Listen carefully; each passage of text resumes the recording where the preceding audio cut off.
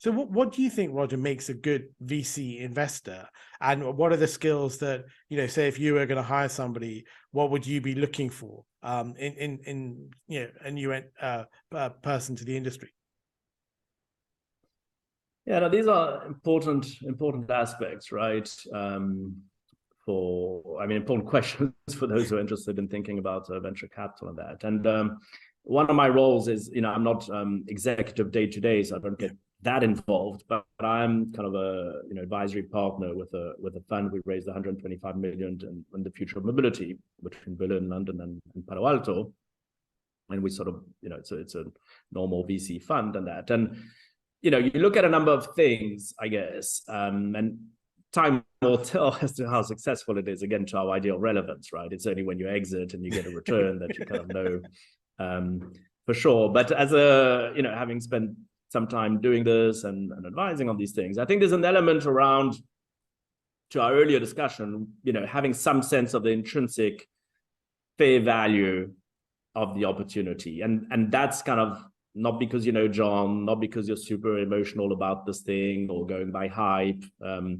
It's really getting a sense of the fair value. I think there's an element around that, which is then the conviction you have on the situation and the risk you're prepared to take. Let's not forget that in venture capital, one of the words, or 50% of the subtext of venture capital, is venture. So by definition, it's risky. You can lose a lot or everything, and you may get returns. And that's actually one of the syndromes and issues maybe with the whole industry, for however much I appreciate the value it brings, because it allows a lot of innovative companies, not just TikToks of the world, but companies that are helping with important problems like healthcare and many other things, education, the energy transition. But it's really, do you want a model that's relying on a home run, and then it doesn't matter that you've done 20 dud investments, or do you kind of, and I think there's always a little bit of chance and an element going to be in that. So, you want the curiosity, the foresight and the vision to think, what are the next order implications? What are the building blocks you have there? The quality of the team, the quality of the ideas, the possibilities for disruption. You're kind of almost mapping first, second, third order implications of a multiple element of things. It's almost like what you do as a foresight practitioner. What are the multiple outcomes and possibilities? And are there many whereby you feel that the combination of the ingredients you have allow you to hopefully get a reasonable return? I think networking is key. You need to source the opportunities. I look at my colleagues at Vector Partners more than me, because I'm not that involved day to day.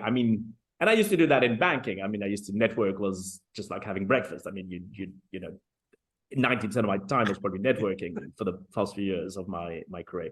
But networking is just so key, because you need to sense what the opportunities might be. You need to then speak and have a sense from speaking to enough people as to what you feel about the opportunity. You then will need to exit it at some point and get a sense of the quality of the management, the team. So networking is absolutely key.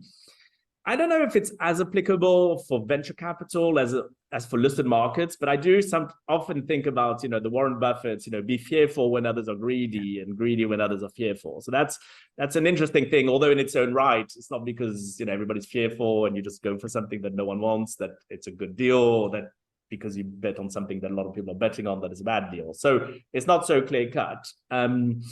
But I would add another element to the mix, and this is just my own personal. I hadn't thought of this as much as a venture capitalist or when I was in investment banking, but today I think there's something very interesting about not missing opportunities and anticipating inflection points and understanding the drivers of inflection points. And I call this the inflection paradox.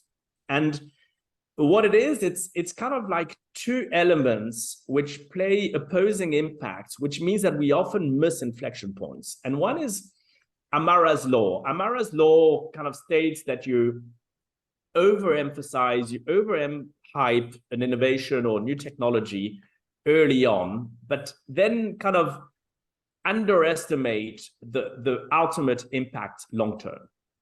And so that's kind of like everything that's happening with the metaverse and all these things. At the same time, there's the exponentiality of things, which is kind of the opposite, which is at the beginning, it's indiscernible. You're not noticing it. And then suddenly it's too late. It's like gradually, then suddenly. And so I think that the combination of exponentiality for a lot of the innovations or technologies combined with Amara's law is what we call an inflection paradox, which is why we often miss inflection points and opportunities, because you're so bored and blasé of the overhype at the beginning, you lose sight sometimes of the longer term possibilities. But it doesn't mean that everything that's hyped has the longer term opportunities. And then also a lot of the things you don't necessarily notice in terms of growth. You know, why is OpenAI suddenly being purported to be worth $30 billion, able to displace potentially Google, et cetera, and you can spend time assessing it, and maybe some people knew, didn't know, but at the same time, you know, was Google fully aware of GPT-3, GPT-4, ChatGPT, and that direction